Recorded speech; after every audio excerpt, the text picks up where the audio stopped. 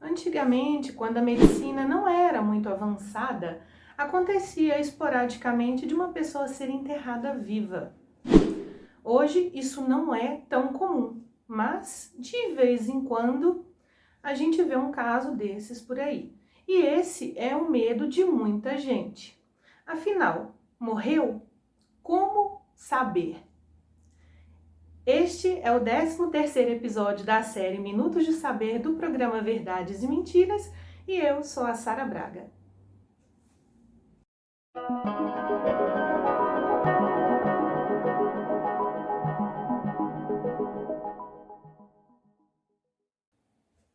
Você aí já sentiu medo ou sente de acordar no próprio velório, dentro do caixão?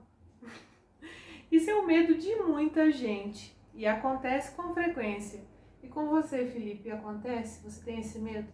Não, hoje eu não tenho mais não, viu? Mas quando eu era pequeno eu tinha sim.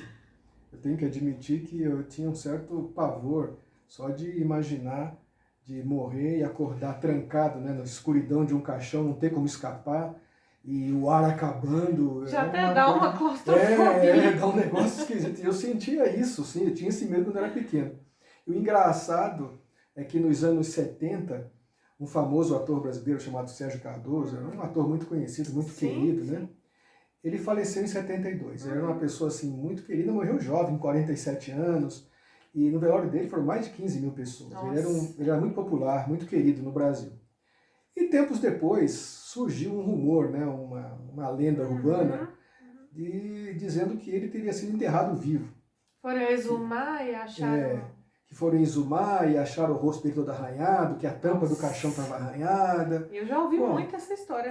Tem histórias assim de fato, né? Mas a família do ator nega isso. Né? Diz que foi feita uma exumação e que, na verdade, não tinha nada disso, né? Que ele não sofria da chamada catalepsia, né? Porque diziam que ele tinha sofrido de uma catalepsia e tal, e que acordou no caixão, que ele foi enterrado por equívoco, né, pelos médicos, mas tudo parece que é bobagem. Inclusive, quem deu essas informações também, negando veementemente, foi a pessoa com quem ele foi casado por, ele foi casado por 10 anos. Né? A esposa dele que nega essas informações e diz que foi muito chato isso, porque esse rumor até hoje circula, até hoje tem gente que afirma que o Sérgio Cardoso foi enterrado vivo. Chato, né? mesmo. Não, isso é chato, né? E o pior, né, é que sabe-se que acontecem fenômenos, né? Acontecem fenômenos que podem gerar essa confusão. Né? Hoje em dia, por exemplo,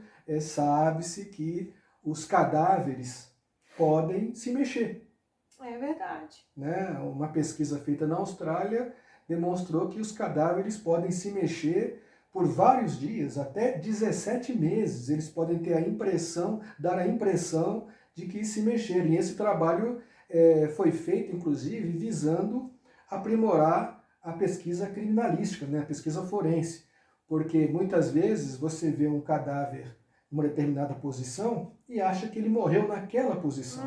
Essa pesquisa australiana mostrou que não, que o cadáver, talvez pelo ressecamento dos tecidos, né, dos ligamentos, ele pode se movimentar. Então, por exemplo, às vezes o cadáver está com os braços do lado e dias depois ele aparece com os braços abertos.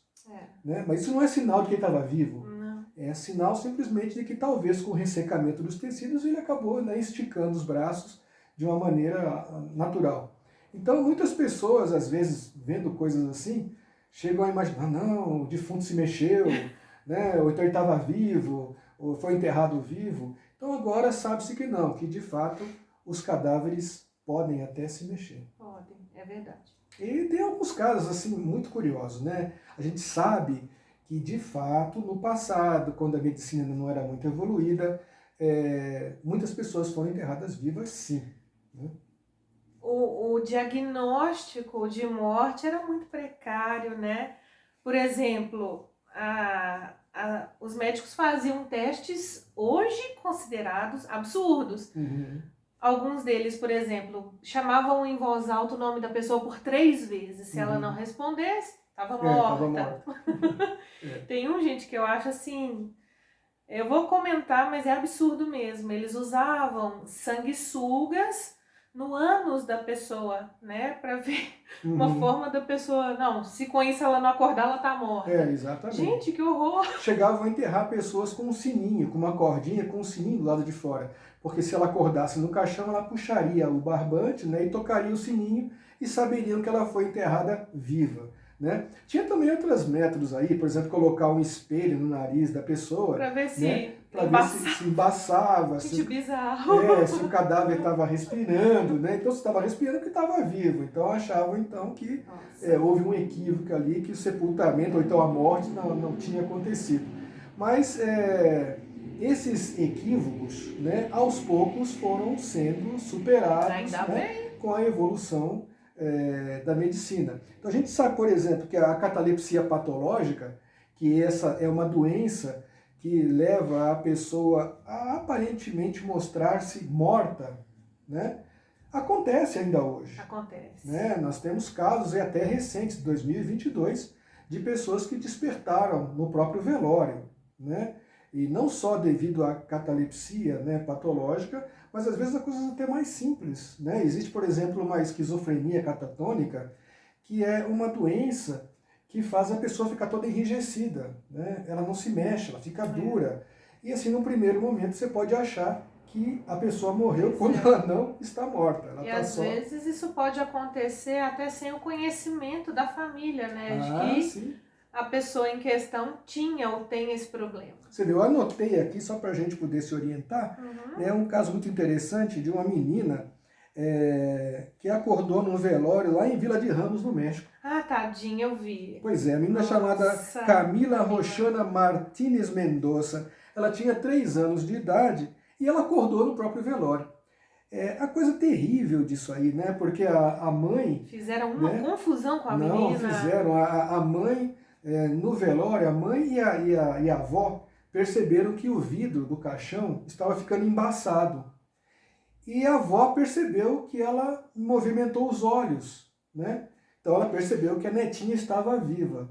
Rapidamente tomaram providências, né, para abrir o caixão e tal, para verificar o que tinha acontecido, né, por um equívoco de avaliação da equipe médica. Como é que pode, né? 2022. 2022. Então, isso é uma coisa terrível. Isso foi em 17 de agosto de 2022, pois né? Foi agora. Que essa menina teve dores no estômago, né? Diz que ela teve febre alta, teve vômitos, e o primeiro médico diagnosticou como desidratação.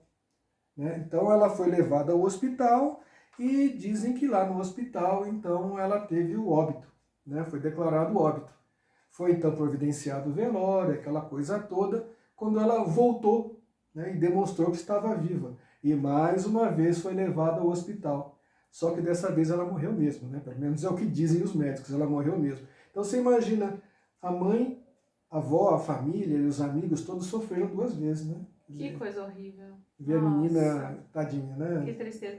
Coisa horrível isso. Vocês estão vendo aí a foto dela, uma gracinha. A menina, né, parece tão docinha, né? E que coisa, né? Que morte terrível. Mas vocês sabem, gente, é uma coisa complicada isso, porque a ciência, ao longo dos anos, tem procurado aperfeiçoar, né, os seus conhecimentos sobre o processo da morte. Afinal de contas, é necessário ter uma segurança, né, de que o morto está morto. Mas como é que a gente pode ter certeza que o morto está morto? Aí que tá. Né? E isso, até hoje, por incrível que pareça, em 2022, ainda é um problema. Teve também um caso aí, acho que recente, de uma moça de 24 anos de Conselheiro Lafayette, aqui em Minas Gerais, né? Teve um caso. Essa menina, ela era nova, inclusive. 24 né? anos. 24 anos, se eu não me engano. E ela também teve a mesma coisa. Ela foi declarada morta e no velório ela deu sinais de vida. Foi aqui em Minas Gerais. Foi Conselheiro Lafayette. Foi recente e, né, deu sinais de vida. Só que ela faleceu no hospital de fato tempos depois. Então isso está acontecendo agora. E as pessoas perguntam, mas como é que pode, né, com tantos avanços da ciência, tantos avanços da medicina, isso acontecer ainda hoje numa cidade grande? Exames né? cerebrais já bem avançados. Sim, com o conselheiro Lafayette e tal e tal. E vocês sabem que nós vamos fazer uma pesquisa, né, sobre isso e a gente fica surpreso com algumas coisas. Essa pesquisa nos fez ficar assombrados, Olha, porque a história da medicina até tem muitas coisas pitorescas, né? Muitas coisas que a gente nem imagina. Vocês sabem que em 1846, a Academia de Ciências de Paris teve que lançar uma competição para encontrar o melhor trabalho sobre sinais de morte e evitar enterros prematuros. meu Deus. Veja bem, 1846, ou seja, até aquela data ainda estava muito difícil para a ciência médica ter a certeza que o morto estava morto, né? Então aí, naquela ocasião, quem ganhou essa competição foi um sujeito chamado Eugène Bouchou. Esse Eugène Bouchou, ele teve uma ideia muito interessante, né? Porque há pouco tempo tinha sido inventado o estetoscópio, né? Aquele aparelhinho que os médicos usam para auscultar o coração, o pulmão e tal. Então tinha sido inventado o estetoscópio e o Eugène Bouchou teve uma ideia brilhante. Bom, vamos então auscultar, né, o coração da pessoa. Se o coração parar de bater por 2 minutos não está funcionando, está morto. Eis o surgimento da morte clínica. Pois é, e aí exatamente, aí veio a definição de morte clínica. O coração parou, o cara está morto. Mas a coisa não terminou aí, né? Não terminou aí, porque se por um lado o Eugène Bouchou definiu, né, essa morte clínica com a parada cardíaca, né, com o passar dos anos foram acontecendo outras coisas e que levaram a questionar esse conceito de morte clínica e levaram a questionar a declaração de óbito por causa da parada cardíaca. Até porque um engenheiro desmentiu isto aí. Pois é. Com o que seria descoberto depois como desfibrilador. Pois é, porque era coisa muito interessante. Ele acabou descobrindo, né, que dando uma descarga, né, elétrica, a pessoa, de repente, o coração parado poderia voltar a bater.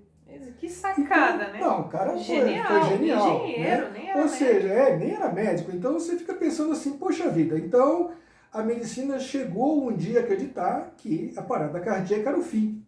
Veio um engenheiro, descobriu que com eletricidade poderia então, né, fazer o coração voltar a bater e o que era aparentemente morto já não está mais morto. Quanta gente foi salva por causa disso? Ah, com certeza. Muita gente foi salva Nossa, por causa até disso. hoje. Né? Direto. E outra coisa, né? Com o tempo foram surgindo novos trabalhos e foram percebendo outras coisas que agravaram e dificultaram ainda mais essa morte.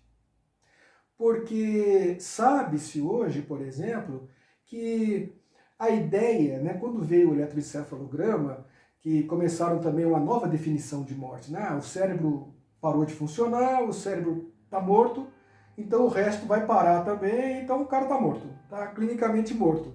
Então se o coração não está batendo e o cérebro não está funcionando, o cara está morto. Mas também não é tão simples assim. Não. Né? E até porque hoje nós temos documentados vários casos de pessoas que entraram em estado de coma. Né? E que ficaram por longo tempo, às vezes anos. E voltaram. Normais. Então você imagina, o cara tá lá todo paradão, né, em estado de coma, não dá sinal, né, assim, pelo menos não sinal declarado de estar vivo, e de repente o cara sai do coma e em alguns casos ele fica anos naquele estado e sai normal, com o cérebro funcionando bem, o coração funcionando bem, a saúde. Assim, coisa louca. Pois né? É muito... Pois é, então, chocante. Às vezes é realmente muito difícil determinar quando a pessoa está morta. Até porque sabe-se, né, que mesmo nos casos em que o cérebro deixa de funcionar, outros órgãos podem continuar funcionando.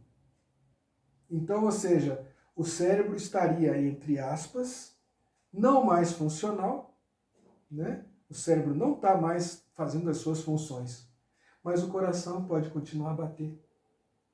Os rins podem continuar funcionando. Então você fica assim, e agora?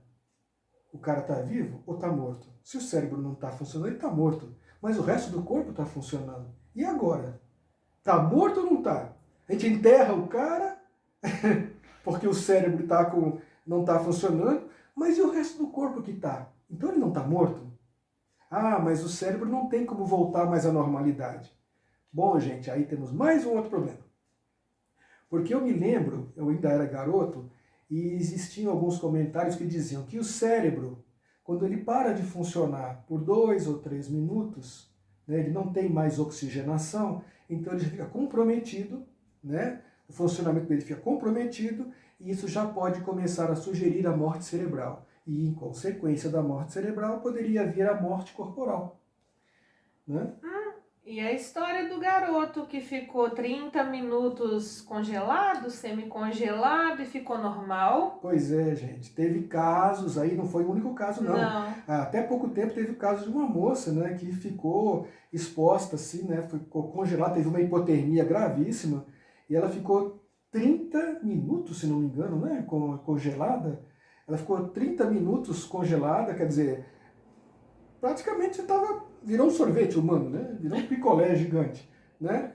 E depois ela foi resgatada e ficou normal.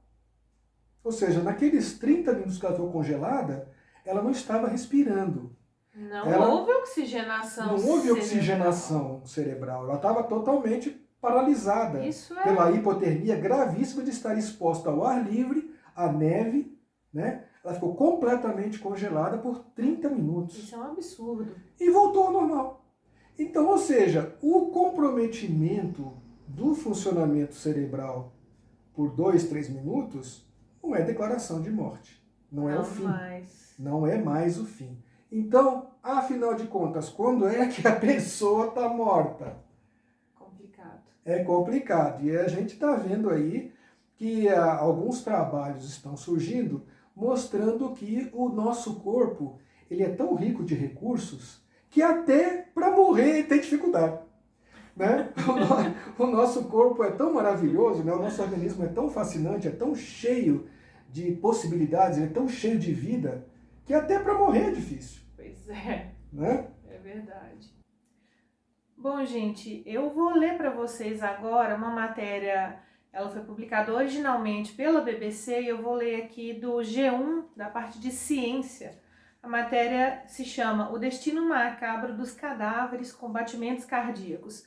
Olha só esse primeiro parágrafo, que coisa interessante. Diz o seguinte: seus corações ainda estão batendo, eles urinam, seus corpos não se decompõem e eles estão quentes ao toque. Seus estômagos fazem barulho, suas feridas curam e seus intestinos conseguem digerir alimentos. Eles podem sofrer ataques cardíacos, pegar febre e sofrer escaras, feridas. Eles podem corar e suar e até ter filhos. E ainda assim, segundo a maior parte das definições legais e a ampla maioria dos médicos, esses pacientes estão completa e inquestionavelmente mortos. Que louco. Não é? São os cadáveres com batimentos cardíacos, corpos que tiveram morte cerebral, mas que têm pulso e órgãos que funcionam. Pois é, ou seja, então... Que coisa louca! Muito louco isso, né? Quer dizer, a morte cerebral, então, não é o fim do corpo. Não é o fim do organismo. Isso é muito estranho. Como é que a gente pode, né? Como é que vai tratar isso? Tá morto ou não tá morto? Né? Porque, é complicado. E tem outras coisas mais, né, que complicam. Eu também fiz umas anotações que eu acho que é importante para complementar aqui. Sim. Né? Por exemplo, o neurologista da Universidade da Califórnia em Los Angeles, chamado Alan Shulman, identificou 175 casos de corpos de pessoas que sobreviveram mais de uma semana após a morte. É mais ou menos o que você está falando aí. Sim. Em alguns casos, o coração continuou palpitando por mais 14 dias. Olha que absurdo. E houve um cadáver, veja bem, cadáver, né? Que essa atividade orgânica chegou a durar 2 décadas. Gente, 20 anos. Né? E também é muito interessante, porque às vezes a pessoa acha, né, que, como a gente falou a pesquisa da criminalística, que mostra que os corpos podem se movimentar, né? Eles fizeram essa pesquisa com câmeras, né? Num laboratório específico, com corpos doados, né? Então essas câmeras estavam registrando aqueles corpos permanentemente e eles conseguiram registrar os movimentos dos cadáveres, né? Como a gente falou no começo, talvez por causa do ressecamento dos tecidos e tal e tal. Mas existe também um fenômeno bastante interessante que os estudantes de medicina conhecem e às vezes até brincam muito com isso, que é o chamado sinal de Lázaro, que é um reflexo automático que foi relatado pela primeira vez em 1984, em que o cadáver senta, né? O cadáver mexe os braços, né? Então a pessoa pode equivocadamente achar que o cara está vivo, Poxa, né? Que, não, enterraram o cara vivo. Não, o cara não está vivo, ele está morto. Imagina quando viram isso a primeira vez. Pois é, deve ter sido um susto danado, né? Será que ele vai pedir um café? Pois é. Então isso foi relatado em 84, gente. Não faz muito tempo. Ou seja, então isso é um reflexo. 37 né? anos. É um reflexo do próprio corpo. Né? Ele está morto, não tem vida mais ali. O problema é quando isso é visto por um familiar, né?